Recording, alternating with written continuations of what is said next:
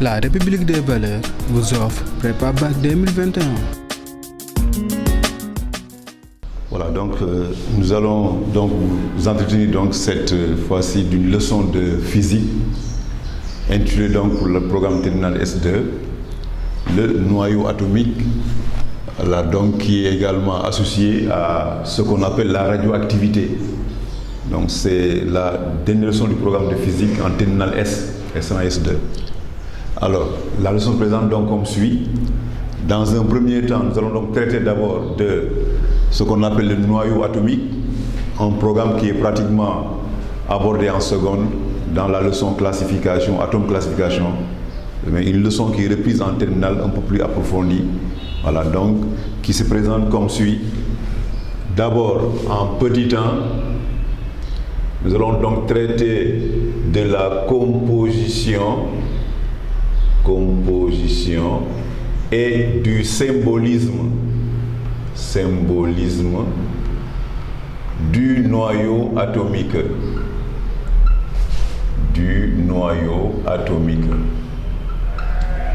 Alors, on rappelle donc que le noyau est une partie de l'atome. Le noyau et ce qu'on appelle le nuage électronique forment ce qu'on appelle l'atome. C'est la partie la plus importante de l'atome, c'est la partie fondamentale de l'atome. Il est donc composé de particules, des particules que l'on appelle protons et neutrons. Ce sont les deux constituants du noyau. Voilà. Donc le noyau atomique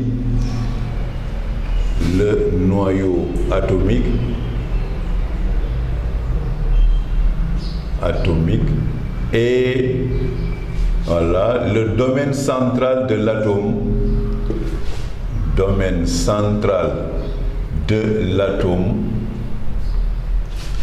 Qui renferme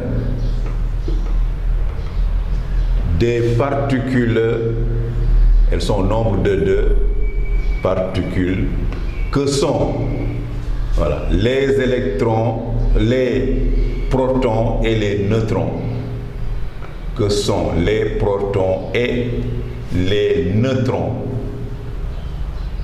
On rappelle un peu également comment ces particules sont caractérisées.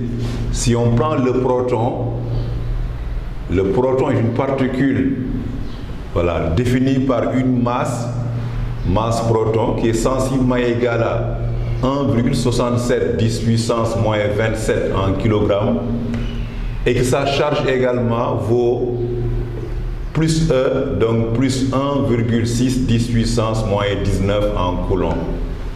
Si on prend le neutron, elle aussi est une particule dont la charge est nulle. C'est de là que vient le mot neutron donc neutre, 0 coulomb, mais une masse qui est sensiblement égale à celle du proton. Voilà, au troisième chiffre, deuxième chiffre, les masses sont égales, mais si on prend le troisième chiffre, donc le neutron est plus lourd que le proton. Voilà, on prend 1,67 10 puissance moins 27 kg. Voilà donc comment ces deux particules sont caractérisées, celles qui forment l'atome, le noyau atomique. Maintenant, ces particules également sont des nombres bien définis. Voilà, le noyau atomique contient un nombre de Z protons et un nombre de N neutrons, des nombres qui sont bien définis. On dit également que ces Z protons et les N neutrons forment ce qu'on appelle les nucléons. Voilà, constituent les nucléons, les constituants du noyau, les nucléons. Nucléons qui sont au nombre de A, au nombre de grand A égale Z plus N. Voilà. De grand A et Z plus N, maintenant on donne souvent le nombre de neutrons, non pas par N, mais par aussi ce qui entraîne mathématiquement que N soit égal à A moins Z. Le plus souvent donc c'est par A moins Z qu'on désigne le nombre de neutrons et non pas par grand N. Voilà donc comment le noyau donc est composé des particules donc qui ont pour nom protons, neutrons et dont les nombres également sont connus pour chaque noyau. Chaque noyau contient un nombre bien défini de protons et un nombre bien défini de neutrons. Et les deux forment ce qu'on appelle les nucléons qui sont au nombre de grand A égale à Z plus N. Une fois maintenant que la composition est donnée, on en donne également le symbolisme. Les noyaux atomiques sont nombreux et variés. Nombreux et variés. Voilà. Mais chacun d'eux est symbolisé. Chacun d'eux, voilà, est caractérisé par un symbole. Par un symbole. Et ce symbole est ainsi constitué. Un symbole constitué. Voilà, symbole donc, on met X, A, Z. Avec maintenant, grand X désigne la première lettre ou les deux premières lettres de son nom actuel ou ancien. Certains noyaux, on conserve donc les noms anciens, leur symbole. Grand A, on a dit, c'est le nombre de nucléons. À savoir donc égal Z plus N. Et grand Z étant le nombre de protons, qu'on appelle souvent également numéro atomique, nombre de protons ou numéro atomique. Voilà, des noms également qu'on vous demande également dans le cadre d'un exo. On peut vous demander donc, connaissant le symbole, quels sont les constituants du noyau dont le symbole est donné. Dans le symbole donc apparaîtront deux choses. Le nombre de protons, c'est le chiffre qui est en gauche et en indice. Et le nombre de neutrons nucléons, le chiffre donc qui est en exposant et à gauche. Voilà, donc on ne voit pas le nombre de neutrons, il se calcule. Voilà, dès qu'on a grand A et Z, grand N s'en déduit. Grand N serait A moins Z. Et donc répondre à cette question revient à trouver pour chaque noyau son nombre de protons qu'on peut lire directement sur le symbole et son nombre de neutrons maintenant que l'on calcule à part du symbole par la formule N égale A moins Z. Alors, on donne quelques exemples de symboles. Voilà, exemple. Si on prend le noyau hydrogène a pour symbole H11. Donc ce noyau donc contient un proton. Ce noyau contient 1 moins 1, donc 0 neutron. Ce noyau n'a pas de neutron. Hydrogène commence par H, donc H. Il y a également le noyau hélium. Hélium commence par H comme hydrogène. Mais du moment qu'on a pris H pour l'hydrogène, on ne pourra pas prendre aussi H pour l'hélium. Là, on prend deux lettres. On prend HE comme symbole. Et quand le noyau est symbolisé par deux lettres, la deuxième lettre est forcément en minuscule. La première en majuscule. On met donc grande H, petite e. Et le symbole donc serait 2, 4. Ce noyau donc contient 2 protons et 4 moins 2, 2 neutrons. Donc on a pris deux lettres. On peut aussi prendre le noyau sodium. Sodium commence par S, mais son symbole ne porte pas la lettre S. Sodium s'appelait autrement natrium. C'est de là que vient le symbole Na. Na vient de natrium. Na1123. C'est le cas également de l'azote, noyau azote. L'azote commence par A, le nom. Mais son symbole ne contient pas la lettre A. L'azote s'appelait anciennement nitrogène. C'est également du mot nitrogène que le symbole est déduit. En effet, on a N comme nitrogène et on met 714. Voilà donc quelques exemples de symboles de noyaux. Voilà, donc vous verrez donc pour certains noyaux, on a une lettre. Pour d'autres, on a donc deux lettres pour différencier un peu les noms, parce qu'on peut avoir donc deux noms qui commencent par la même lettre. Il faut donc dans les symboles également que la distinction soit faite, soit en prenant une lettre pour le premier, deux lettres par exemple pour le second nom. Ou bien on prend également des anciens noms également qui existent. C'est le cas de l'azote. L'azote, c'est le cas du sodium, qui ont pour symbole dérivant d'anciens noms que sont nitrogène et natrium. Voilà donc le premier point donc, qui concerne la composition et le symbolisme du noyau. des questions qui peuvent être posées également dans le cadre d'une évaluation. Donner la composition du noyau dans le symbole donné. Ou bien on vous donne le composition, on vous demande le symbole. Donc vice versa. Voilà. Donc à maîtriser également, donc des connaissances à maîtriser. Deuxième point, on va donc parler des dimensions nucléaires, grandeur nucléaire. Voilà. Grandeur nucléaire signifie donc qu'ils sont liés au noyau. Le mot nucléaire sonne lourd, mais c'est un qualificatif qui est associé au noyau. Alors, on va donc avoir ce qu'on appelle donc masse nucléaire, on va avoir ce qu'on appelle longueur nucléaire, rayon nucléaire, voilà, c'est le mot nucléaire qui revient tout le temps. Et ces grandeurs sont de deux natures. D'abord, la longueur nucléaire. Longueur nucléaire.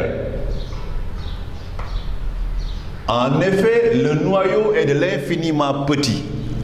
Étant infiniment petit, vous ne pouvez pas donc prendre le mètre pour mesurer sa longueur, échelle humaine.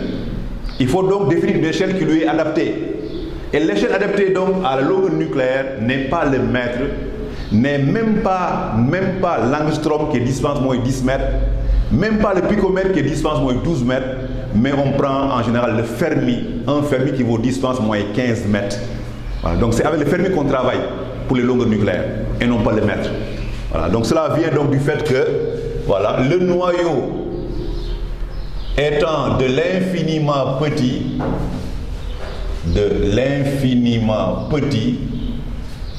voilà, donc échelle très infinitésimale, alors infiniment petit, voilà, on définit une unité de longueur,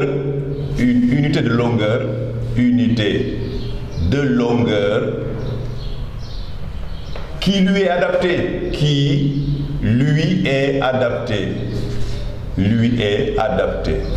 n'est plus donc le mètre. Voilà, tel que le Fermi,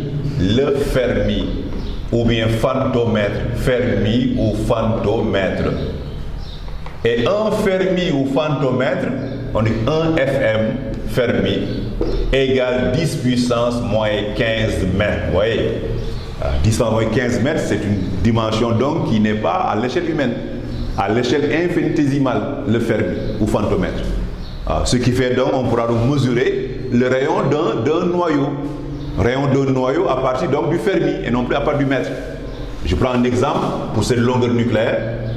Exemple, voilà, expression du rayon nucléaire. Le rayon nucléaire. Voilà, le rayon nucléaire, donc R, maintenant, est noté, voilà, est défini à partir également de la composition du noyau. Deux suppositions sont faites. On suppose que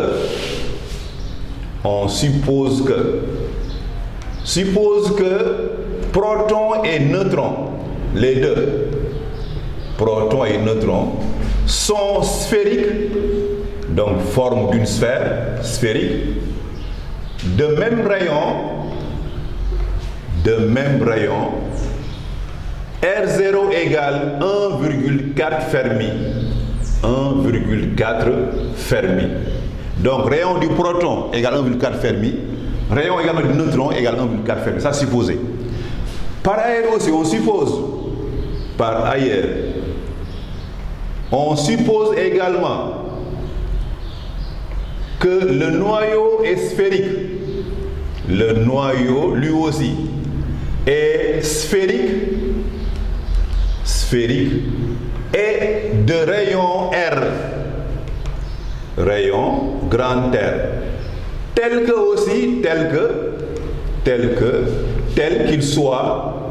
qu'il soit le noyau incompressible. Et s'il est incompressible, on a dit donc que son volume est exactement la somme des volumes des nucléons qui le forment. Voilà, dans ce cas donc, d'où volume noyau qui est une sphère du noyau, volume noyau égale somme des volumes des nucléons. Donc nombre de nucléons qui est grand A fois le volume d'un nucléon. Voilà. C'est ça donc mathématiquement que le noyau ne soit pas compressible. c'est comme il est hermétiquement rempli, il n'y a pas d'espace entre les nucléons, c'est plein. Si c'est plein, donc, volume de son noyau est la somme des volumes des nucléons qui le forment. Donc, volume noyau de rayon R étant sphérique, c'est 4 tiers de pi R au cube. 4 tiers de pi R noyau au cube. Égal. Grand A, volume d'un nucléon, lui aussi, c'est sphérique, de rayon R0, c'est 4 tiers de pi R0 au cube. Simplifié par 4 tiers de pi, ça vous fait donc R noyau égale directement R0 racine cubique de A. Voilà la formule qui donne donc le rayon d'un noyau et qu'on calcule donc également en Fermi.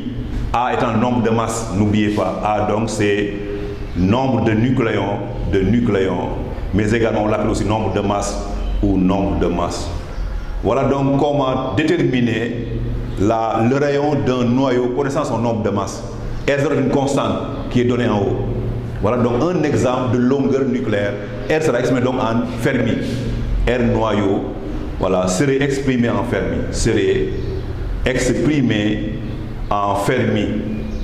Voilà, en Fermi. Voilà, donc on prend un exemple d'application. Voilà, on peut donc prendre le rayon du noyau U, voilà, 235, rayon du noyau U 235,92 serait donc égal à, on prend directement R0 1,4 racine cubique de 235, voilà, et tout ça en Fermi dans le rayon du noyau uranium. Voilà. Donc, voyez, pour n'importe quel noyau, dès lors qu'on a son nombre de masse, son rayon s'en déduit. Rayon en Fermi. Il y a également comme grandeur nucléaire ce qu'on appelle la masse nucléaire. Masse nucléaire. La masse donc qui est associée au noyau. Voilà, cette masse s'appelle la masse nucléaire. Maintenant, du fait également qu'il est infiniment petit, on ne prendra pas le kilogramme pour mesurer la masse du noyau. Il faut également qu'on définisse également une unité de mesure adaptée à la masse du noyau. Et là, vous en avez deux comme exemple. Voilà, on définit également une échelle de mesure. On définit, voilà, comme échelle de mesure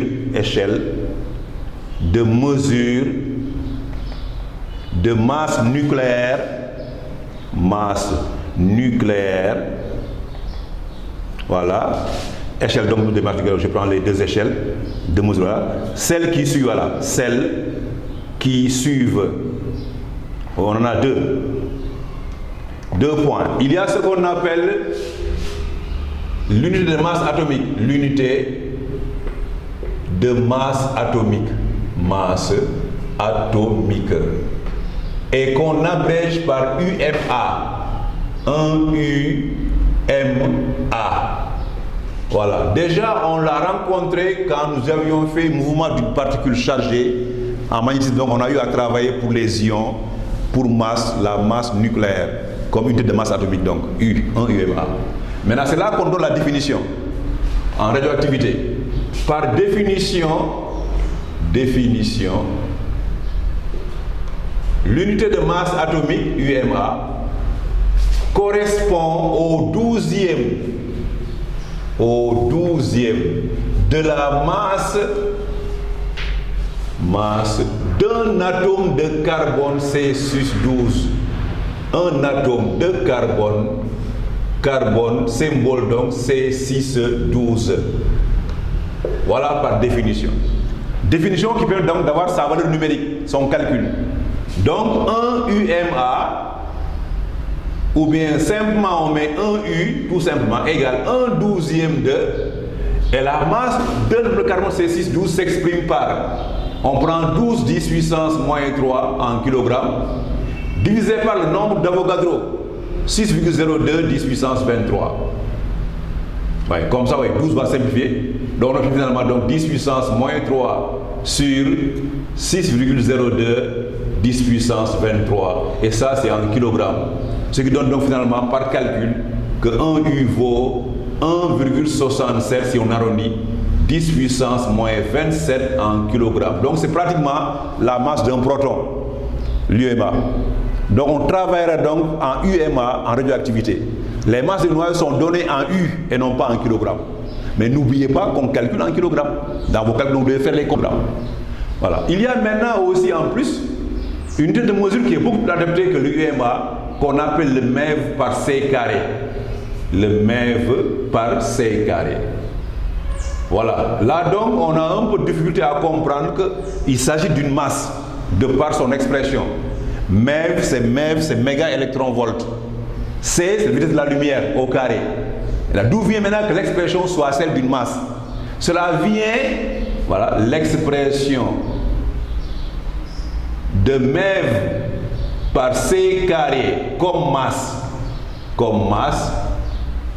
voilà, résulte de la relation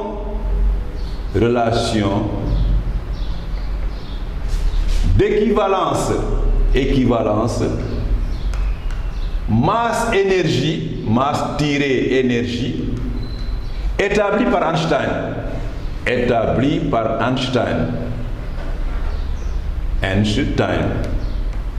Dans la formule E égale mc carré.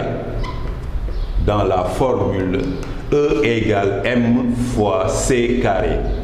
En effet, de E égale mc carré, on peut en tirer mathématiquement que m soit égal m soit égal E sur c carré. Et donc vous remarquez, en laissant E en MEV et en laissant c carré tel quel sans remplacer par sa valeur, donc m devient une masse. Une masse donc qui sera MEV par c carré. Voilà. Voilà, une masse. Voilà de cela que vient donc la relation que MEV par c carré soit une masse. Relation donc établie par Einstein qui a donc montré qu'une masse est une énergie. Inversement également, une énergie est une masse par la formule qu'on appelle la formule de relativité. E égale mc carré, m égale E sur c carré. Le MEV maintenant c'est le méga électron-volt. Un MEV c'est méga électron-volt, donc million, c'est 10 puissance 6 eV. Voilà, c'est aussi égal à 1,6 10 puissance moins 13 joules, si on convertit donc le eV en joules. Alors si on maintenant cherche l'équivalence en kilogrammes, on pourra donc faire la conversion MEV par C carré en kilogrammes, parce que c'est en kilogrammes qu'on travaille.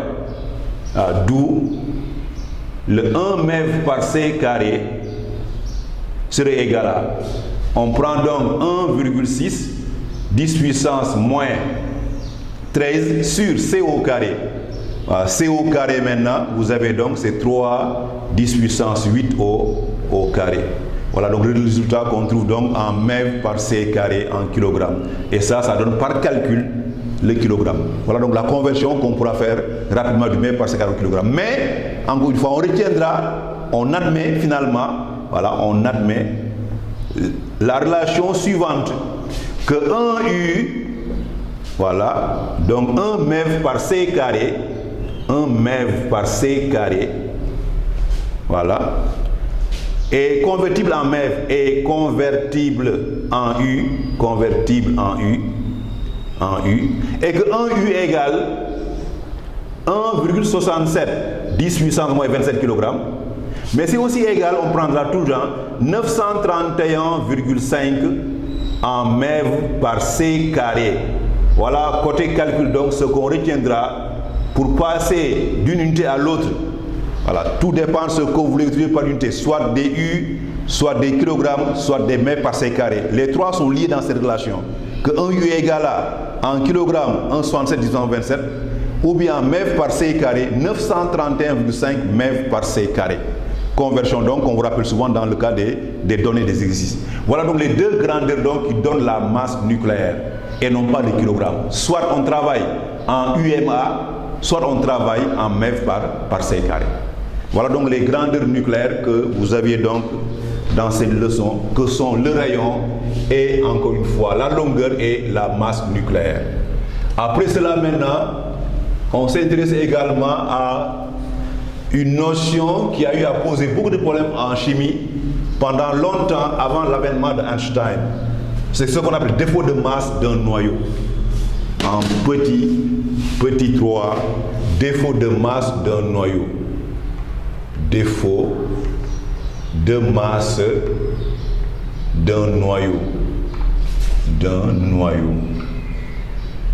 Alors, pour ça, voilà, il s'agit donc d'un constat qui a été fait en physique. Voilà, donc les physiciens chimistes se sont rendus compte que la somme des masses des nucléons dépasse la masse du noyau, et ce qui ne devait pas être. Il a fallu avant l'avènement d'Einstein pour montrer que cela ne posait pas un problème du moment que dans le noyau, les nucléons sont liés par une énergie. Énergie de liaison des nucléons est une masse. C'est cette masse-là dont les physiciens avant lui n'ont pas tenu compte pour ne pas comprendre ce défaut de masse. Voilà, ça a posé des problèmes en physique avant l'avènement d'Einstein. Donc on a eu à constater que le défaut que la somme des masses des nucléons était différente de la masse du noyau. Différente de la masse du noyau. Masse du noyau. Ça, c'est un constat qui a eu à opérer avant l'avènement d'Einstein. Maintenant, voilà, il fallait attendre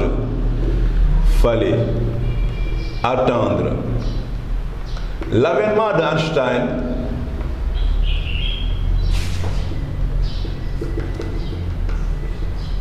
pour montrer que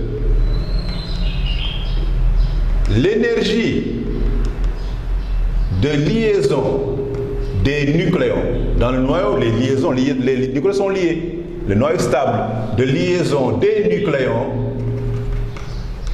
était une masse. Beaucoup n'avaient pas pris en compte cette masse, était une masse dont il fallait tenir compte. Voilà, tenir compte. C'est ça donc que les physiciens avant lui n'ont pas tenu compte, ce qui a fait donc ils n'ont pas pu comprendre cette différence qu'il y avait entre les deux. Maintenant on appelle défaut de masse.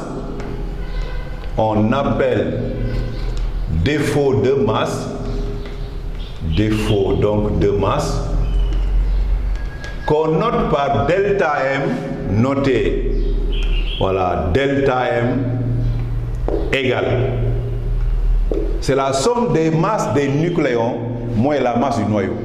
Et les nucléons sont au nombre de Z protons, N neutrons. Donc c'est Z fois la masse d'un proton, ce qui donne la masse des protons, plus les neutrons, on les note par A moins Z fois la masse d'un neutron, ce qui donne la masse des neutrons, moins maintenant la masse du noyau X. Voilà ce que vous avez. Donc Z fois MP plus A moins Z fois Mn, la somme des deux, donne la masse des nucléons. Vous enlevez la masse du noyau X, vous avez le défaut de masse. Un nombre toujours positif. Delta M, voilà, est un grand nombre toujours positif. Et MXB, c'est la masse du noyau X, masse du noyau qu'on vous donne, qu'on vous rappelle, noyau X à Z. Voilà son symbole. Voilà donc le défaut de masse, comment il est exprimé. Défaut de masse donc qui est donc établi, en tout cas comprise sur ce défaut de masse compris par l'avènement d'Einstein, toujours par la relation équivalence masse-énergie.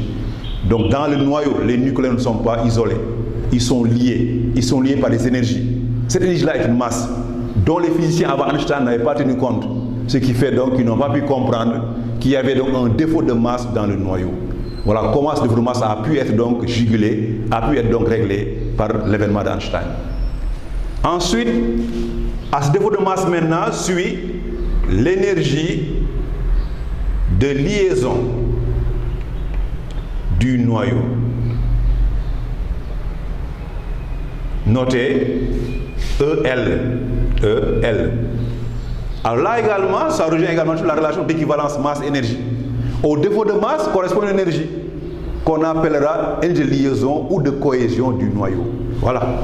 Donc au défaut de masse,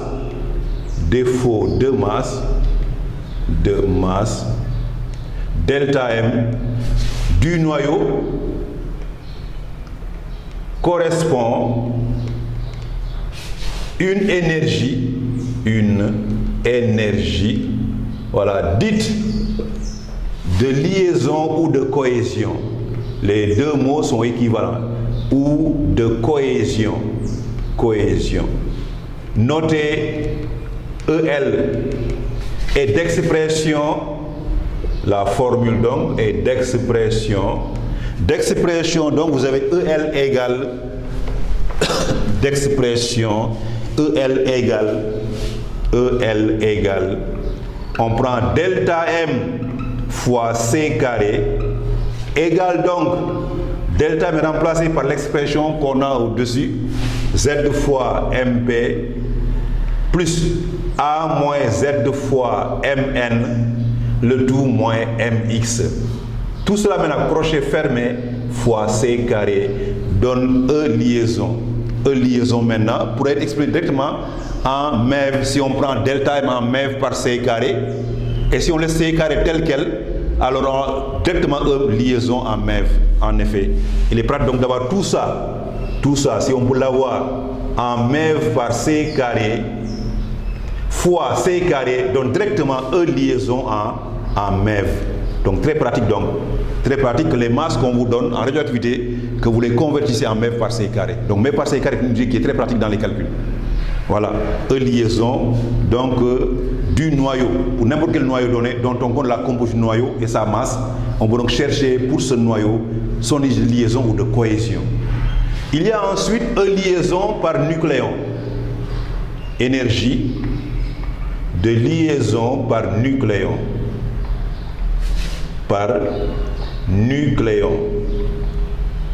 Qu'on note pour ne pas les confondre par E'L. Et donc, comme également son nom l'indique, c'est le rapport de E liaison sur le nombre de nucléons. Voilà. Elle correspond au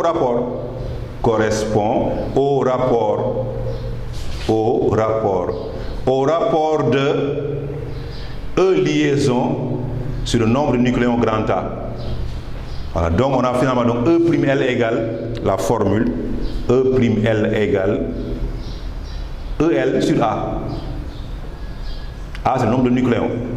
Quand on écrit sur la forme maintenant on met A devant, C carré sur A comme ça, crochet fois delta M, Z fois MP plus A moins Z fois Mn moins M de X. Voilà donc comment est établi la E'L, donc à savoir E liaison par nucléon, voilà, du noyau. Et on la donne souvent en MEV par nucléon comme unité, MEV par nucléon. Mais également, elle a aussi une importance dans les calculs. Elle permet de parler de la stabilité du noyau. En effet, un noyau est d'autant plus stable que E liaison par nucléon est grande. On note ça en remarque. Parce qu'on vous demandera donc de dire, parmi les noyaux qu'on vous donne, lesquels sont plus stables. Voilà, remarque donc, stabilité d'un noyau. Stabilité d'un noyau. Deux points donc, mais donc que le noyau est d'autant plus stable,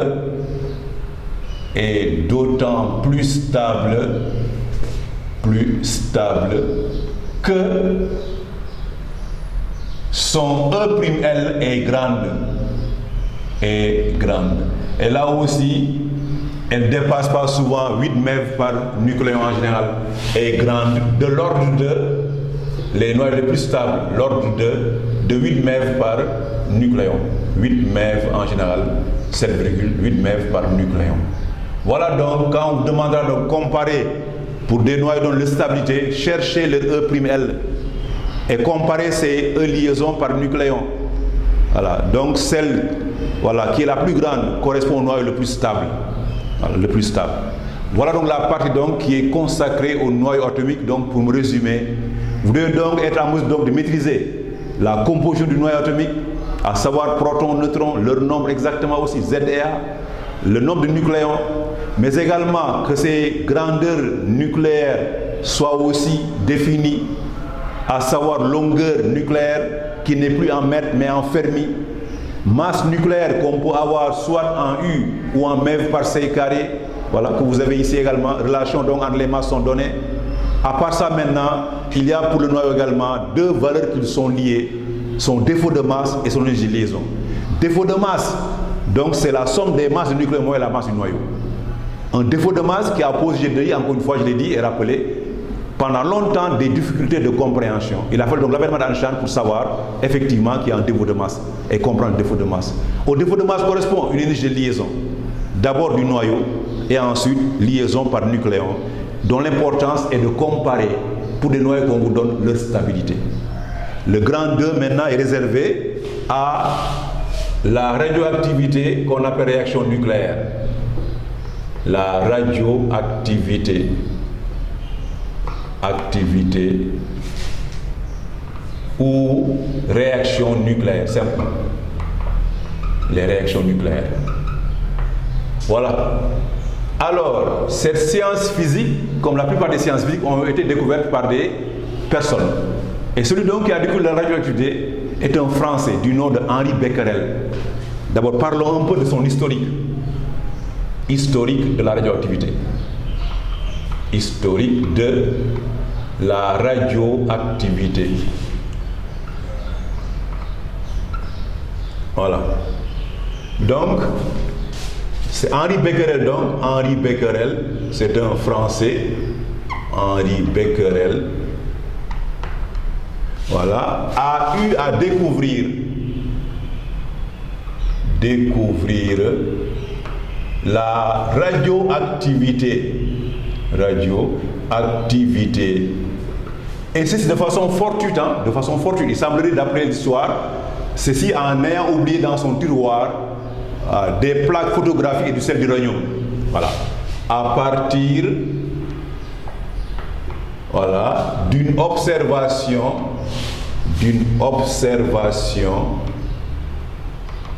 faite sur des plaques photographiques qu'on appelle les négatifs, plaques photographiques.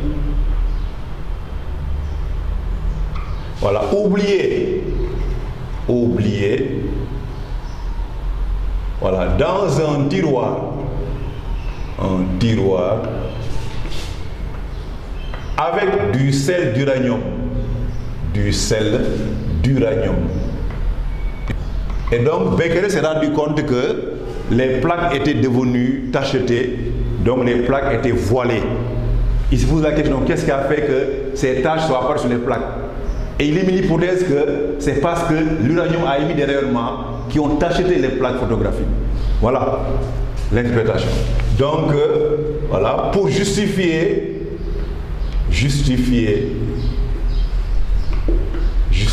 donc le fait que les plaques soient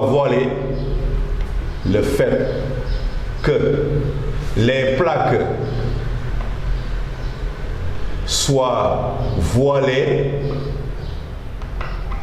voilà, Becquerel émit l'hypothèse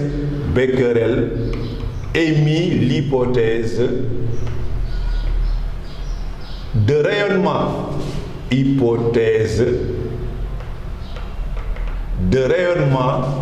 provenant du sel d'uranium.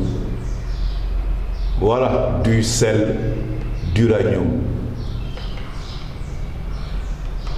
Maintenant, cette hypothèse fut confirmée également 2 ans plus tard par une famille également célèbre du nom de Pierre et Marie Curie. Voilà, cette hypothèse fut confirmée. Cette hypothèse, voilà, fut confirmée 2 ans plus tard. Voilà, 2 ans plus tard, par Pierre et Marie Curie. C'est une famille polonaise, d'origine polonaise donc, naturalisée française. Pierre et Marie Curie, c'est Marie Curie surtout qui était la chimiste, Pierre et Marie Curie, voilà, qui avaient isolé, donc ils avaient donc isolé un noyau à partir de rayonnements provenant d'un autre.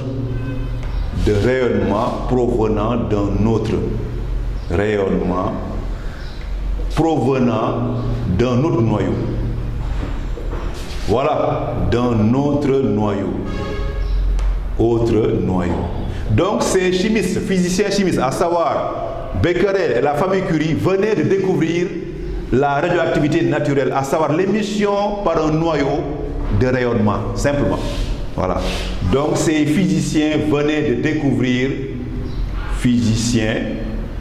voilà, venaient donc alors de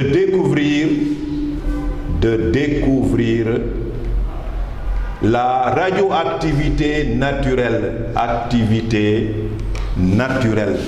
naturelle à savoir l'émission de rayonnement par un noyau,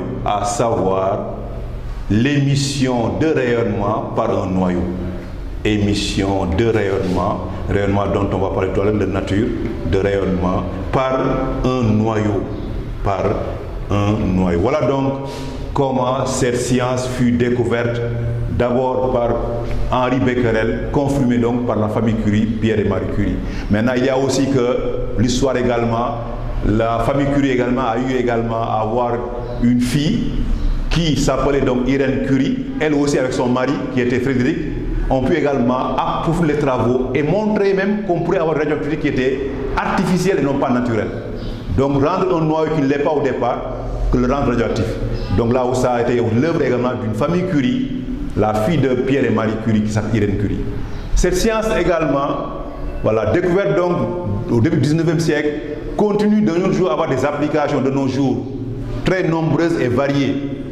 On peut donc citer pour exemple, comme application, la datation des objets anciens. On peut aussi avoir comme exemple aussi, voilà, utilisation également dans les centrales nucléaires d'énergie donc électrique, centrales nucléaires. Mais on peut également utiliser aussi cette science aussi pour soigner. Voilà, par exemple, le fait donc de faire la chimiothérapie par radioactivité également. Les applications donc qu'on peut en citer, voilà, à savoir donc datation des objets anciens, production d'énergie électrique dans les centrales nucléaires, mais également des soins intensifs par chimiothérapie. Voilà les applications, quelques-unes des applications de cette science. Donc un point, rappelons ça aussi, cette radioactivité, voilà, a de nombreuses applications,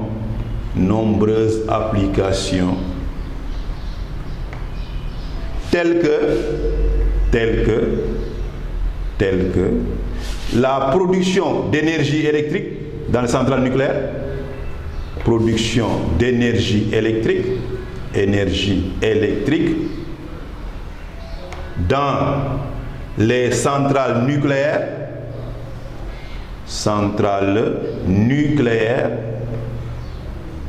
point virgule, la datation des objets anciens, exemple datation au carbone 14, donc qui fut également, voilà, théorisé donc par un Sénégalais, nom de Cheikh Anta Diop.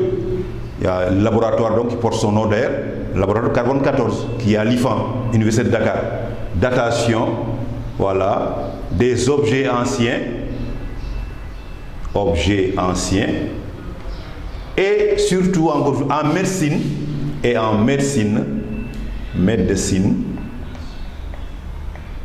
voilà, dans les soins intensifs tels que la chimiothérapie intensive, voilà, tels que ces soins, tels que la chimiothérapie, le fait donc détruire des cellules cancérigènes par des rayonnements radioactifs, chimiothérapie. Voilà, là aussi, ce qu'on peut donc avoir également par radioactivité, les applications. Voilà donc cette science que nous allons étudier donc à travers ces lois, en commençant d'abord à étudier, à présenter la nature de ces rayonnements radioactifs. Voilà, c'est le petit 2, comment donc ils sont constitués et quelles sont leurs propriétés. Petit 2, analyse des rayonnements radioactifs. Rayonnements radioactifs. Et pour cela, on considère une expérience que nous réalisons. On prend donc ici Petit a, expérience, le dispositif utilisé. On prend un noyau radioactif, donc comme ça, qui est dans une enveloppe, parce que certains rayonnements sont dangereux. On le met dans une enveloppe en général de plomb, en métal donc. Voilà. Noyau est ainsi représenté, on l'appelle le cœur nucléaire, il est là, le cœur. Émet des rayonnements à la vitesse sortie V. Et ces rayonnements qui sortent à la vitesse V passent dans un champ magnétique. Supposons que le champ magnétique B soit un champ entrant. B entrant, ce côté aussi. On constate alors qu'il y a 3 types de rayonnements, voire 4. Il y a un type de rayonnement qui n'est pas dévié, qui passe dans le champ sans être dévié, arrive sur l'écran, on appelle l'écran de réception. Écran de réception. Et là, on a un rayonnement en pointillé qui n'est pas dévié, donc qui n'est pas chargé. Parce qu'il était chargé, il serait appliqué au rayonnement la force de Lorentz qui l'aurait dévié. N'oubliez pas, particules chargées de vitesse V dans un champ magnétique B soumis à une force de Lorentz. Donc, le fait qu'il ne soit pas chargé fait qu'il ne sera pas dévié. On l'appelle rayonnement gamma. Gamma est là. Gamma n'est pas dévié, gamma n'est pas chargé. Il y a maintenant un rayonnement dévié vers la gauche, comme ça, vers la droite. Un rayonnement dévié vers la gauche, dont on va chercher maintenant leur nature de charge. Et en appliquant la force de Lorentz, ces trajectoires étant données, alors on trace F correspondant. F étant centripète pour le rayonnement qui dévie vers la droite. La force qui dévie le rayonnement est FM. FM est comme ça. F magnétique. Et connaissant F magnétique, connaissant V, Q s'en déduit. Q la charge. Règle de la main droite que l'on pose sur la vitesse V, tel que le pouce indique FM, pouce. Les 4 doigts, le sens de... On regarde le sens. B, la paume, B entrant, donc comme ça. Pouce indiqué par FM. B, c'est la paume entrant. Les 4 doigts sont opposés à V. Et quand quelques doigts sont opposés à V, alors la charge est négative. On l'appelle bêta moins. Rayonnement bêta moins. Chargé donc négativement. Rayonnement dévié à gauche maintenant. Là, on peut le montrer aussi par la force de Lorentz toujours.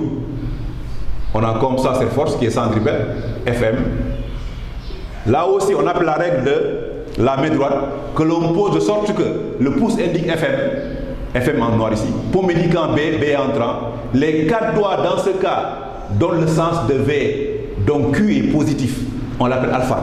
Rayonnement alpha. Voilà. Alpha chargé positivement, bêta chargé négativement. Il y a un 4e rayonnement également qui est positif qu'on appelle le bêta plus. Donc lui et alpha ont le même sens de déviation, bêta plus. Voilà les 4 rayonnements que nous avons donc en radioactivité. Alpha, bêta plus, gamma et bêta moins. Voilà comment donc on les a mis en évidence ces rayonnements. Avant de voir maintenant quelles sont leurs natures. On va donc analyser maintenant. Donc je rappelle donc que voilà, donc l'expérience révèle que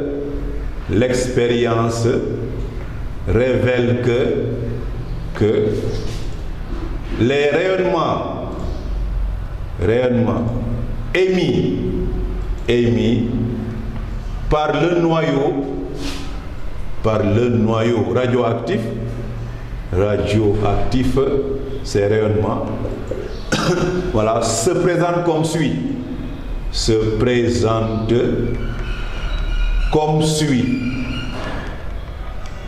Il y a d'abord le rayonnement, donc je mets donc nature de rayonnement, analyse de rayonnement donc, petit b, nature et propriété.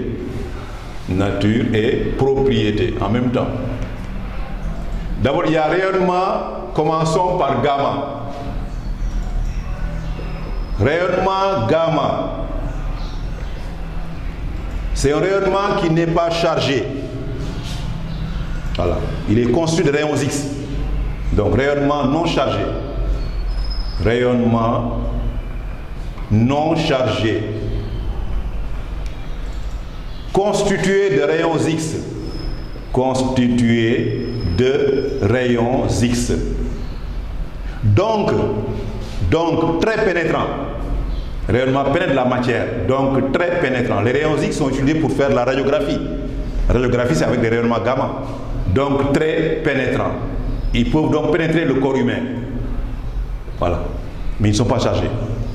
Rayonnement alpha. Alpha. Lui, il est formé, il est chargé positivement. Il est formé de noyaux d'hélium, constitué de noyaux d'hélium. Noyaux d'hélium. À savoir le symbole He24. Donc chargé positivement. Rayonnement est chargé positivement. Voilà sa nature. Maintenant, ses propriétés. C'est un rayonnement qui est très ionisant, mais peu pénétrant. Très ionisant. Il ionise la matière, mais peu pénétrant. Mais peu pénétrant. Mais peu pénétrant. Il pénètre peu la matière. Rayonnement bêta moins.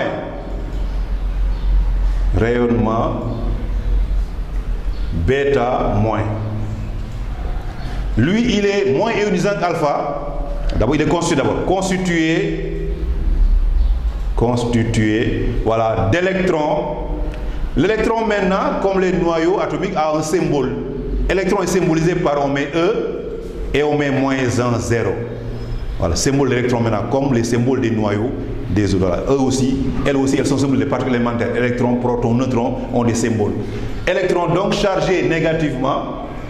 Donc chargé négativement, ce rayonnement, négativement,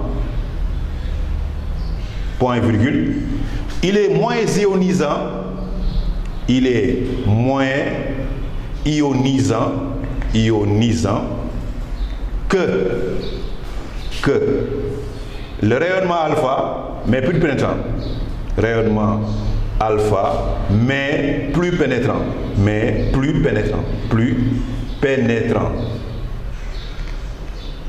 Et enfin, rayonnement bêta plus. Ils sont 4.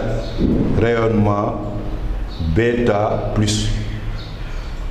Voilà. Lui, il est constitué par des antiélectrons qu'on appelle des positons, constitués par des antiélectrons qu'on appelle positons ou positons. On les appelle des positons. Et les positons ont pour symbole E, voilà, plus 1, 0. Voilà donc les 4 rayonnements donc, qui sont issus de l'analyse de ces rayonnements radioactifs donc, qui sont émis par le noyau. C'est des rayonnements également qui ne sont pas, donc, je rappelle, matériels qu'on ne voit pas. On peut en absorber sans s'en rendre compte. Et ces rayonnements ont posé beaucoup de problèmes également lors des accidents nucléaires. Pour exemple, l'accident de Tchernobyl, par exemple. Ces rayonnements sont propagés à travers, voilà, des pays voisinants, donc l'Ukraine, ce qui a fait donc ça sent dans ces pays. Ils ne sont pas donc, je rappelle, visibles à l'œil. On peut en absorber sans pour autant s'en rendre compte. C'est ça également leur danger également, leur danger. Après maintenant cette analyse des rayonnements, on va maintenant étudier les lois de la radioactivité. Les lois, comme également réaction chimique, elle obéit à un certain nombre de lois. En petit, donc 3 lois de la radioactivité. Les lois de la radioactivité. Et comme loi, vous en avez, la première, c'est la loi qu'on appelle loi de conservation. Loi de conservation des nombres de charge et de masse. De charge c'est Z, et de masse c'est A. Ou on l'appelle souvent loi de Soddy, ou la loi de Soddy. On l'appelle comme loi de Soddy. Maintenant, que dit cette loi? Cette loi dit ceci: lors d'une réaction nucléaire,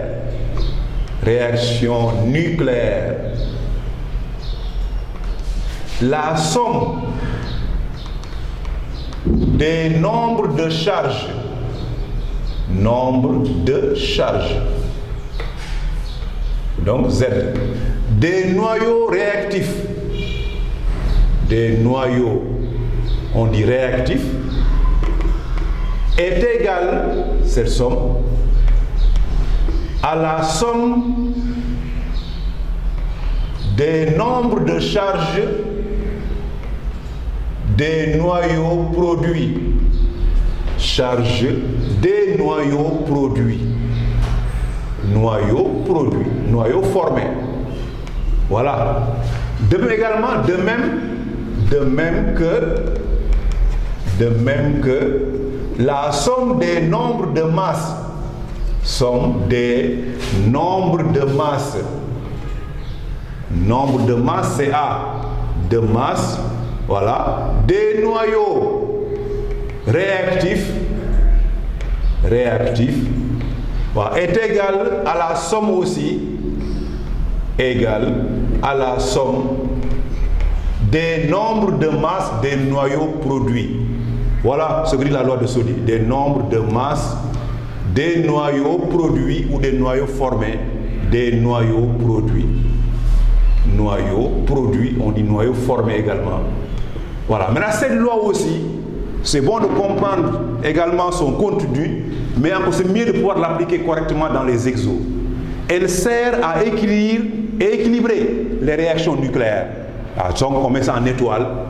Cette loi sert à écrire et équilibrer les réactions nucléaires. Les équations, voilà, c'est le mot, équation de réaction nucléaire. Voilà à quoi sert cette loi. Réaction nucléaire. Ensuite, loi de conservation de la quantité de mouvement. Loi de conservation de la quantité de mouvement. Qui également stipule ceci, maintenant on peut mettre ça sous forme de relation mathématique. Elle dit c'est donc la somme, sigma, des vecteurs quantité de mouvement, des noyaux émetteurs, mooy noyau réactif, égale sigma aussi, somme des vecteurs quantité de mouvement des noyaux produits. Voilà la loi des noyaux produits. Voilà, on met ça comme ça, sous forme de relation mathématique, donc pour bien comprendre comment cette conservation s'applique-t-elle. Et cette loi aussi sert à déterminer, notez bien ça, cette loi sert à déterminer les vitesses en général, vitesse des noyaux formés. Alors, quand on demande la vitesse des noyaux formés, pensez à cette loi. On l'appelle loi de conservation de la quantité de mouvement lors de la réaction nucléaire. Et enfin, troisième loi, loi de conservation de l'énergie. Loi de conservation de l'énergie nucléaire. En effet, l'énergie donc qui dégage de la réaction nucléaire, elle n'est pas perdue, elle est conservée. À savoir que voilà, l'énergie nucléaire libérée lors de la réaction, on va donner son expression, lors de la réaction, est communiquée cette énergie au noyau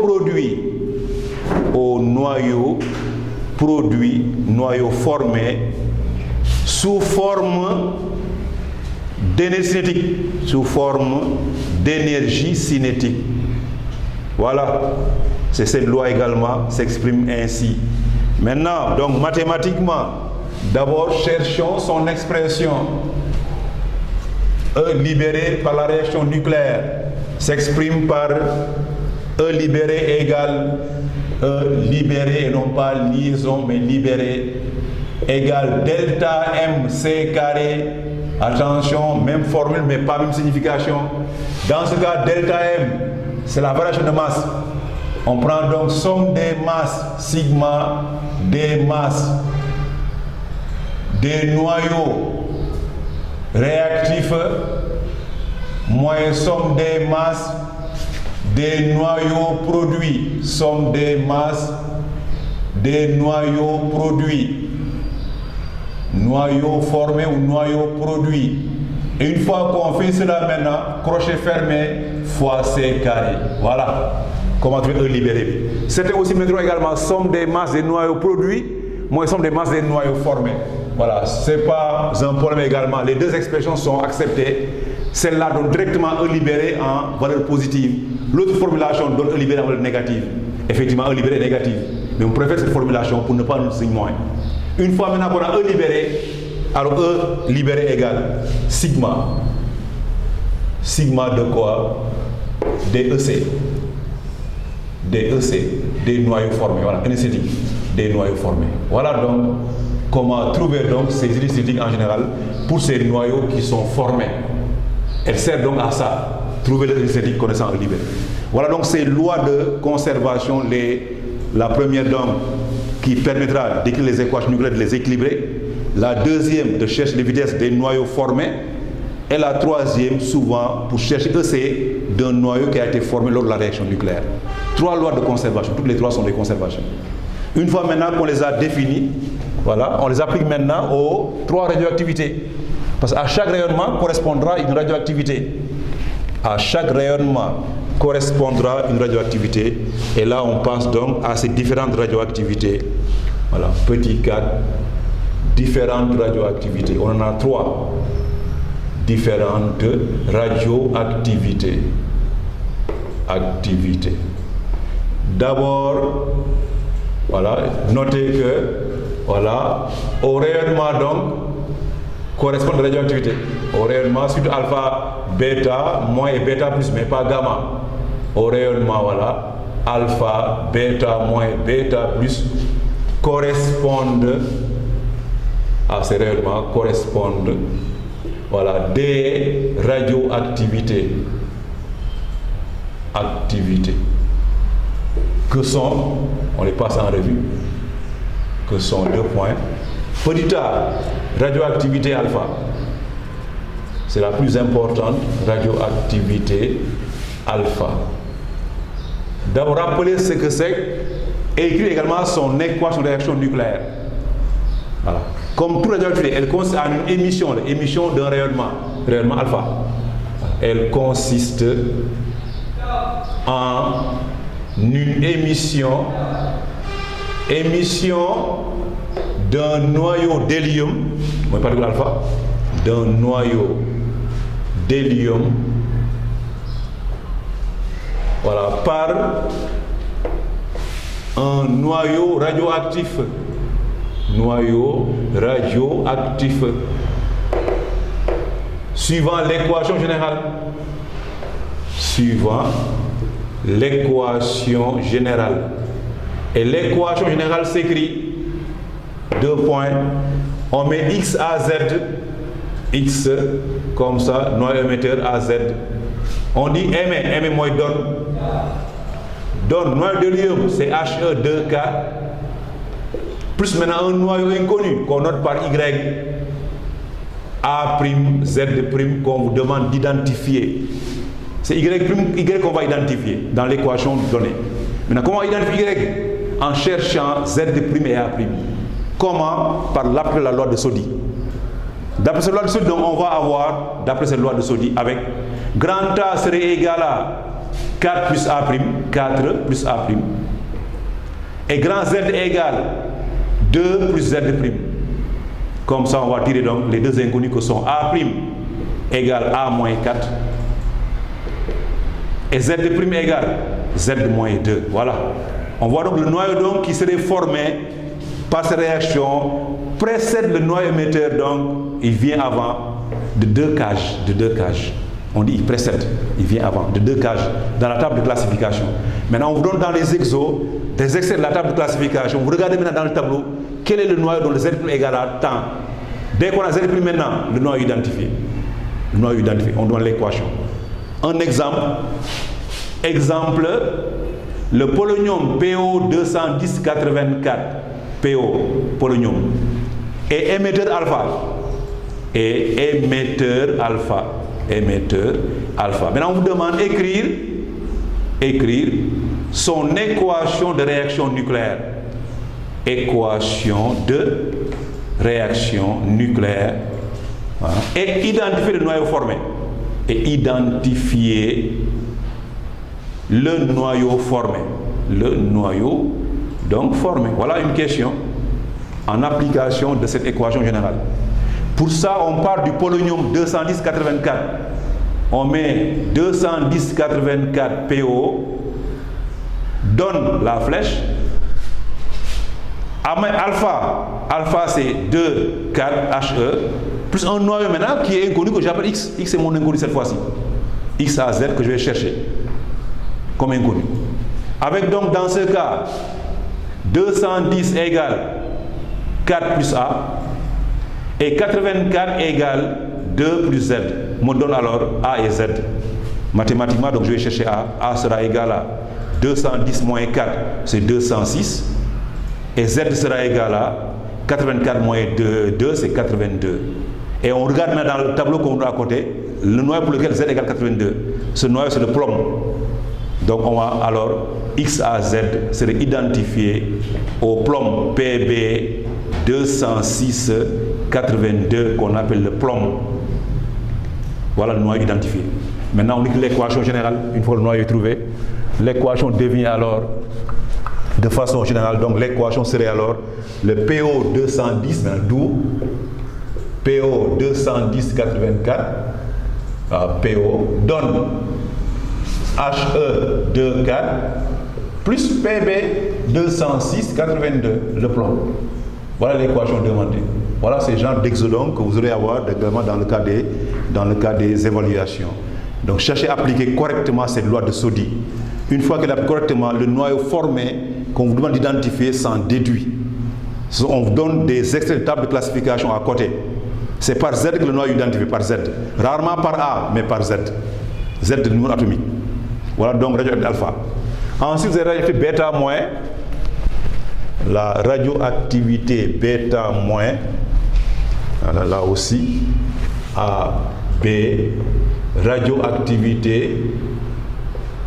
Activité. Bêta moins. Pour bêta moins aussi, on rappelle c'est l'émission d'un électron. Mais là, il se trouve un problème.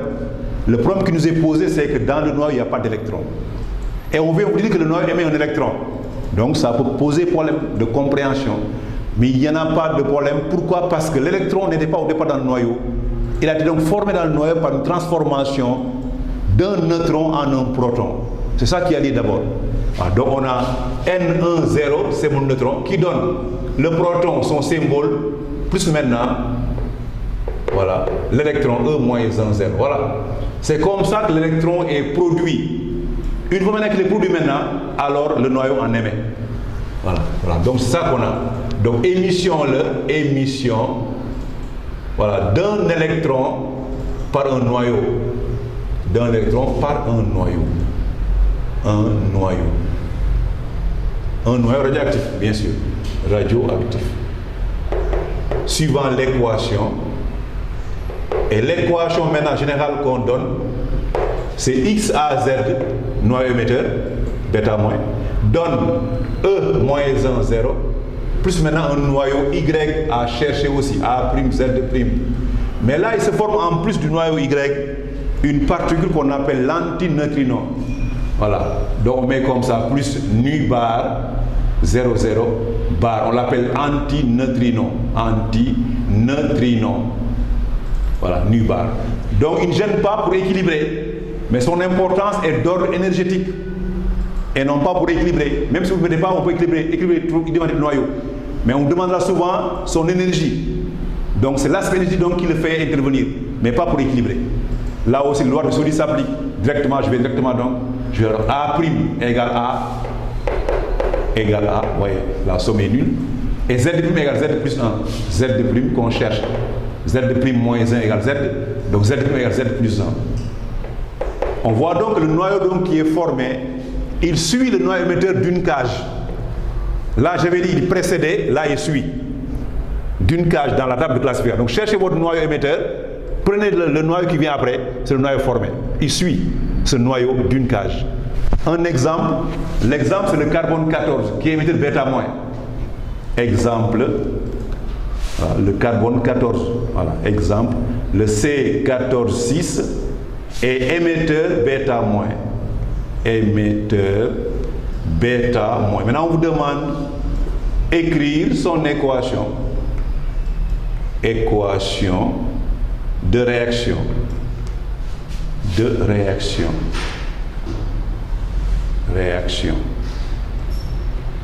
Alors je pars maintenant du carbone 14.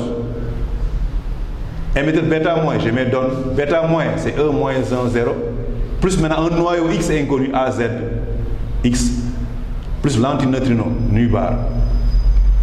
A est à chercher, Z est à chercher. Donc A serait égal à 14.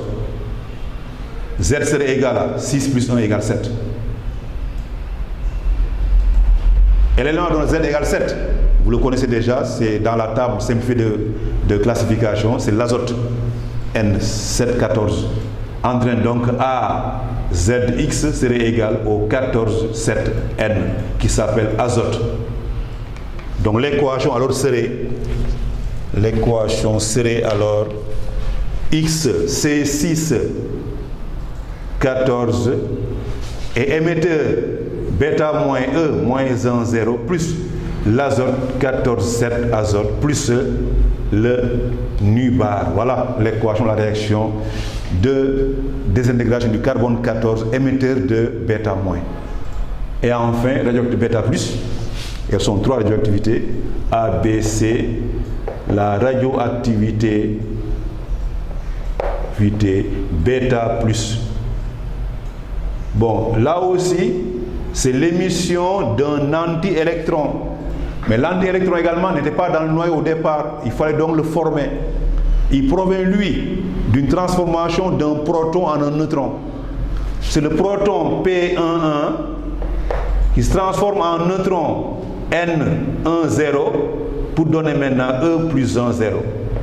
L'équation est équilibrée. C'est comme ça qu'il est formé l'anti-électron. L'anti-électron, on l'appelle comme ça, au positon. Et une fois maintenant qu'il est formé, le noyau donc émet l'anti-électron dans le cas de la réaction nucléaire. L'équation donc serait dans ce cas, on prend X A Z, émetteur de E plus 1, 0, plus maintenant Y A prime, Z prime, Y, plus le neutrino cette fois-ci, on met ça nu, 0, 0, sans la barre, on l'appelle neutrino. Neutrino, son nom. Avec la loi de Solly vont donner, donc ces lois vont donner A prime égale A, et Z prime égale Z moins 1. Z prime égale Z moins 1. Donc le noyau formé, précède le noyau émetteur d'une cage. Noyau formé vient avant le noyau émetteur d'une cage dans la table de classification. Voilà, on prend souvent le phosphore P1530, voilà. Exemple, le phosphore P1530, voilà. Et émetteur bêta plus, et on vous demande d'écrire son équation comme exemple. Son équation.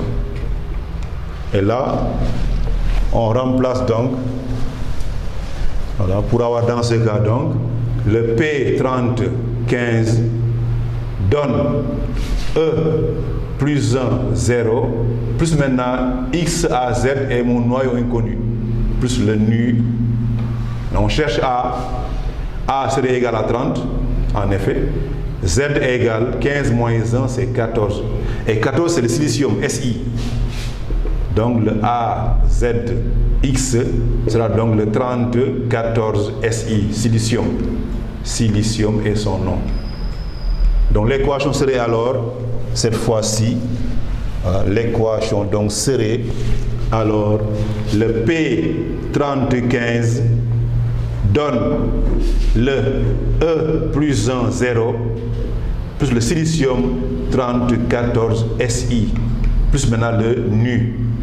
Voilà donc l'équation de réaction. Voilà donc les trois réactions qu'on a dans le programme. Alpha, bêta moins, bêta plus. Et pour chacune d'elles, vous devez connaître, maîtriser comment s'écrivent les équations de réaction et comment identifier les noyaux formés. Il s'agira tout le temps des noyaux à identifier dans une table qu'on vous donne à côté. Un extrait de la table est donné où le noyau est identifié par son Z, son numéro atomique. Voilà. Après ça, maintenant, vous avez maintenant une étude quantitative de la radioactivité en petit 5. Étude quantitative, étude quantitative, voilà, de la radioactivité. Et là, nous avons donc trois grandeurs à développer, à savoir la loi de décroissance radioactive, l'activité radioactive et la période radioactive et la période. Commençons par la loi établissement de la loi de décroissance radioactive. La loi de décroissance radioactive. Alors, cette loi donc, c'est une loi pendant laquelle le nombre de noyaux diminue, on dit décroît. Cette décroissance maintenant, on va établir son expression. Voilà, son expression. Et pour ça, nous partons des conditions initiales qu'on vous donne. Alors, comme condition, on note N0, nombre de noyaux radioactifs initial. Radioactif initial, moins à T égale 0. On appelle ça N0, on vous donne ça. On appelle N le nombre de noyaux radioactifs qui n'a pas réagi, restant à l'instant T. Donc, on peut donc chercher le nombre de noyaux qui a réagi. D'abord, on appelle comme ça, qui est égal à N0 moins N, est appelé nombre de noyaux radioactifs désintégrés. Radioactif qui a réagi, on dit désintégré. Voilà, tout ça sont les conditions qu'on vous donne. C'est même moins DN. Moins DN est positif. Parce que DN, c'est N moins N0. Or, N moins N0 est négatif. On met donc moins devant pour avoir positif. Voilà le moins DN. Maintenant, c'est le nombre de noyaux désintégrés qui dépend des paramètres. Des paramètres qui sont les suivants. On démontre que moins DN, on démontre que moins DN dépend de trois paramètres. Dépend d'abord, en premier point, de la durée de désintégration. Durée dt de désintégration. En effet, plus la désintégration dure, plus ces noyaux vont se former. Désintégration. Mais dépend également du nombre de noyaux N de T. Nombre de noyaux présents. Plus il y a de noyaux, plus ils vont se désintégrer. Dépend enfin de la nature du noyau. Tous les noyaux n'ont pas la même façon de se désintégrer. Il y en a qui le font plus rapidement que d'autres. Voilà. Nature du noyau. Et ceci, de par sa constante radioactive, on l'appelle comme ça, radioactive, notez lambda. Voilà, les trois paramètres dont dépend moins dn. Et en mathématiques, quand une fonction dépend de ces paramètres, on peut donner en fonction des paramètres, à savoir d'où moins dn donc sera égal. D'où moins dn. Moins dn sera égal à lambda fois n fois dt. Voilà, mathématiques. Donc dn à lui, je multiplie par moins 1, sera égal à moins lambda n dt. Ou bien dn sur n égale moins lambda dt. Maintenant, j'applique à l'égalité la fonction, le calcul de primitive. Donc, primitive comme ça, de dn sur n, et les variables étant, la variable étant n, varie de n0 à n. N varie de n0 à n. Égale, primitive également, voilà, de 0 à t, de moins lambda dt.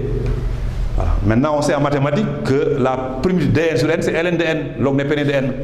On prend ln de n, log népérien de n, les bornes étant n0 et n. Et la primitive de moins lambda, qui est une constante, c'est moins lambda t, les bornes étant 0 et t aussi, qu'on développe sous la forme entre n, ln de n moins ln de n0 égale moins lambda t.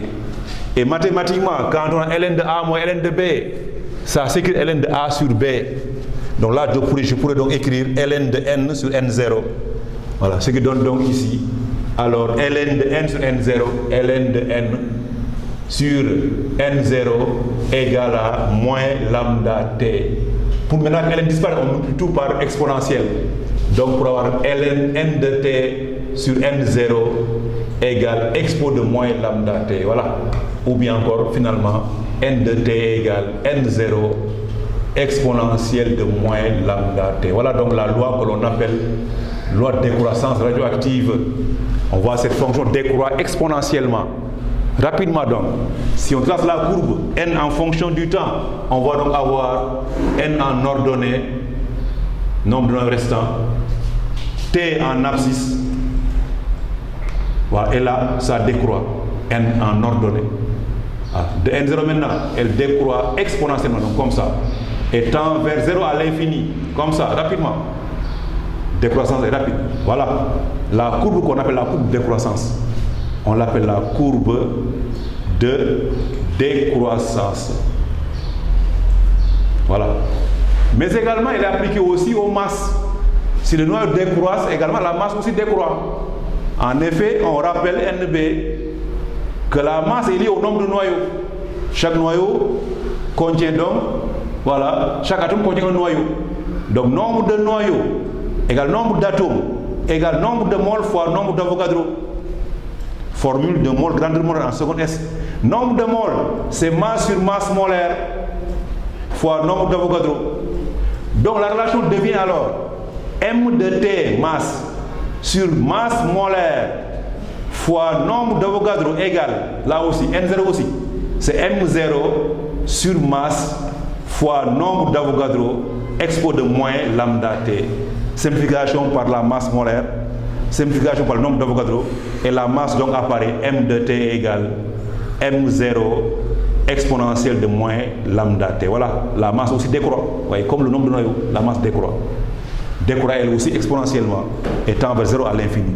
Voilà donc les deux lois de décroissance dont vous aurez besoin dans les calculs. Décroissance du nombre de noyaux, mais également décroissance de la masse nucléaire. Voilà, la masse décroît au cours du temps. Voilà donc pour ce qui est de la loi de décroissance. Ensuite, vous allez avoir donc la deuxième grande étudiée également, très importante, qu'on appelle la période radioactive, petit, donc B, la période ou demi-vie radioactive ou demi-vie, on l'appelle également demi-vie. Voilà, c'est demi-vie maintenant qui est plus parlant que période, parce que quand on dit période, on pense à ce que le mouvement soit périodique, alors qu'il n'est pas périodique. La radioactivité est une réaction donc qui est la spontanée et qui est totale, qui ne se répète pas, qui n'est pas périodique. Bon, on vous vérifie maintenant en disant demi-vie, demi-vie. Demi-vie qui est plus parlant. Si on sait que par définition,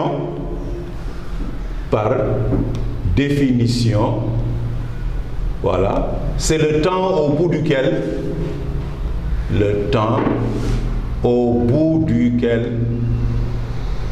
la moitié du nombre de noyaux initial a été désintégré. A été désintégré. Désintégré. Voilà la définition. On l'appelle demi-vie. Maintenant, comment trouver son expression? On parle de la loi de décroissance. Nous sommes N de T. N de T. C'est N0, expo de moins lambda T. Remplace maintenant petit t par la période. Grand N de grand T égale N0, exponentielle de moins lambda grand T. Mais n'oubliez pas, par définition, à cette date grand T, nombre de noyaux restant égale nombre de noyaux initial sur 2. À cette date, il restera donc comme restant N0 sur 2. C'est T qu'on cherche, simplifié par N0. Vous allez donc avoir exponentielle de moins lambda fois grand T égale 1 demi. Multipliez toute l'égalité par la fonction Ln, log népérien, pour avoir moins lambda grand T égale Ln de 1 demi. Ln de 1 demi, c'est moins Ln de 2. Alors le moins disparaît pour donner T égale Ln de 2 sur lambda. Voilà une formule aussi à mémoriser dans les calculs. La période radioactive. Ln de 2 sur lambda. Ce qui donne également lambda, connaissant T, équivaut également à ce que lambda également soit égal à Ln de 2 sur T. Tout dépend de ce qu'on vous donne. Voilà. Et j'en profite également pour rappeler la signification de lambda, parce que des fois c'est demandé. Remarque aussi, lambda, voilà, appelée constante radioactive, est une caractéristique du noyau. Chaque noyau en possède. Est une caractéristique du noyau. Donc chaque noyau en possède. Mais sa définition, voilà, elle correspond, cette constante, à la probabilité d'un noyau à se désintégrer par seconde, voilà, par seconde, voilà. Quand on vous demande lambda, sa définition c'est ça. Son nom c'est constante radioactive, mais le nom n'est pas la définition. Définition c'est probabilité d'un noyau à se désintégrer par unité de temps, on dit par seconde. On note ça par lambda. Lambda c'est en seconde moins 1. Ça vient donc du fait Ln de 2 qui n'a pas d'unité sur T. T c'est en seconde. Voilà donc la période de demi-vie, comment elle est établie. Maintenant il y a aussi, comme remarque aussi, ajoutons ça aussi, comment maintenant exprimer expression des nombres de noyaux ou de masse voilà, pour des dates auxquelles on vous demande les masses, des dates T, petit t, égale n fois grand T, multiple de la période, ou bien sous-multiple. C'est fréquent qu'on vous demande à ces dates-là de chercher le nombre de noyaux restants ou la masse restante. Il y a une formule de calcul plus simple qui part de ces remarques-là. En effet, on part d'abord, pour T égale n fois grand T, multiple de la période. Nombre de noyaux restants, on met égal N0, expo de moins lambda, on remplace par Ln de 2 sur T, fois petit t, n fois grand T. Grand T saute, égale N0, expo de moins 2 Ln de 2, égale N0 en mathématiques, expo de moins Ln de 2 à la puissance n. N Ln de 2. Et enfin, ça descend. Donne donc finalement n de t égale N0 sur exponentielle de moins Ln de 2 à la puissance n. Donne finalement donc N0 sur 2 à la puissance n. Très pratique dans les calculs. Donc, à chaque fois donc qu'on vous donne donc le temps, la date, regardez si la date qu'on vous donne n'est pas multiple de la période ou sous-multiple. Voilà. Dans ce cas, on passe par cette expression pour avoir rapidement et directement le nombre de noyaux ou bien la masse. C'est aussi valable pour la masse. De même également, de même si vous aviez, voilà, m de t sera égal à m0 sur 2 à la puissance n. Voilà. des formules de calcul très pratiques, donc qu'on prend également en remarque pour le rapidement des calculs. Et enfin, il y a ce qu'on appelle donc l'activité radioactive. Voilà, c'est le petit, donc C, comme grandeur aussi à étudier, activité radioactive. Voilà, noté par A, petit a ou grand A. Définition également, c'est le nombre de noyaux désintégrés en une seconde. On dit également nombre de désintégrations qui s'est produit en une seconde. Définition. Voilà. Par définition, voilà. Elle correspond, donc cette activité, elle correspond au nombre de noyaux désintégrés en une seconde. Désintégrés en une seconde. En une seconde. Ou bien, on dit également, ou bien, au nombre de désintégrations par seconde, c'est la même chose. Désintégration, voilà, par seconde. On le sait par A. Donc ça s'obtient, A s'obtient. Nombre de désintégrés, c'est moins dn. Sur la durée, c'est dt. Et ça donne, voilà, moins dn, c'est lambda n dt. Sur dt va sauter. Donc A de t égale lambda n. Voilà, A de t. Ce qui donne donc A de t donc égale.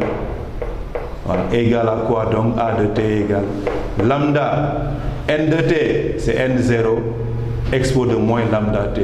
Là aussi, comme on a posé A égale lambda n, on va aussi poser A0 égale lambda n0. On pose. Et si on pose A0 égale lambda n0, la relation devient alors, d'où encore la décroissance apparaît.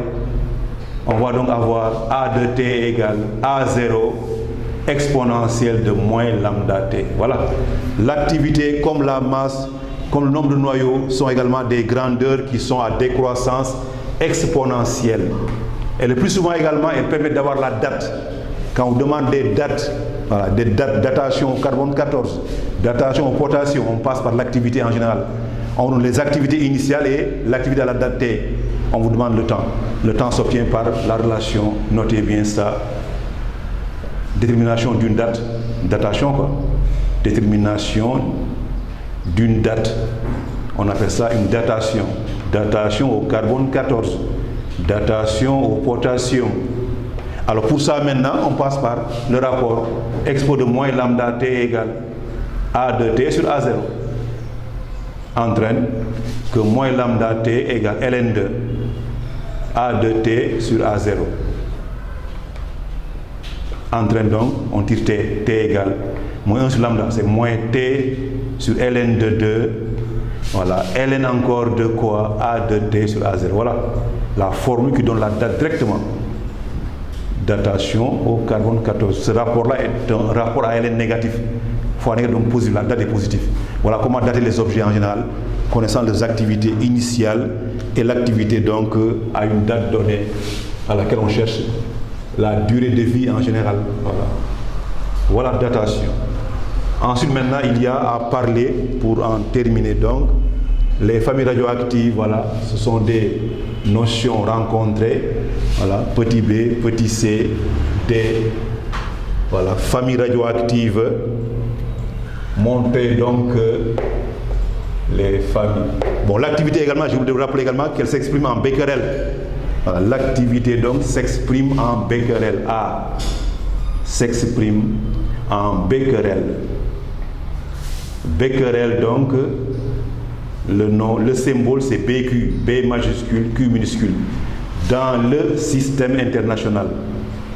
Mais de temps en temps, on emploie également le Curie, ou bien le Curie. Le Curie, on met CI. Et un Curie égale 3,7 10 puissance 10 becquerel. Côté conversion, donc quand on donne des activités en becquerel, on demande de les prendre en Curie. Rappelez l'équivalence Curie-becquerel. Ça aussi. Et enfin, famille radioactive. Et comme famille radioactive, la notion, la compréhension qu'on en a, c'est que aussi nombreux que soient les éléments radioactifs, on les divise en familles, en 4 familles. Voilà, chaque famille est définie par son ancêtre et ses descendants. Famille U235, famille U238, famille Thorium et famille Neptunium. Il y en a 4. Voilà, donc aussi nombreux que soient les noyaux. Aussi nombreux que sont les noyaux radioactifs. On les répartit en familles. Et chaque famille est définie par son ancêtre et ses descendants en famille. Donc la famille de U235, 92, la famille de U238, 92, uranium, la famille du neptunium, NP, neptunium, et la famille du thorium, TH, famille du thorium, TH. Voilà les 4 familles qu'on dit radioactives. Voilà. Et enfin, donc terminé par un petit, donc loi de décroissance, activité, parler maintenant un peu en petit 5, donc des réactions nucléaires provoquées. Réactions nucléaires, cette fois-ci, que l'homme provoque dans les centrales nucléaires, on dit provoquer. Elles sont au nombre de 2. Et il y a la fission et la fusion nucléaire. La fusion nucléaire, petit a, la fusion nucléaire, et vous avez ensuite la fission, voilà, nucléaire, et petit b, la fission nucléaire. Ce sont 2 réactions que l'homme provoque, souvent dans les centrales que l'on appelle centrales nucléaires également. Voilà donc également, nous en sommes au terme de cette leçon, et en espérant donc qu'elle a été bien suivie et bien comprise, nous vous donnons rendez-vous donc pour la prochaine fois, et je vous remercie de votre attention. Merci.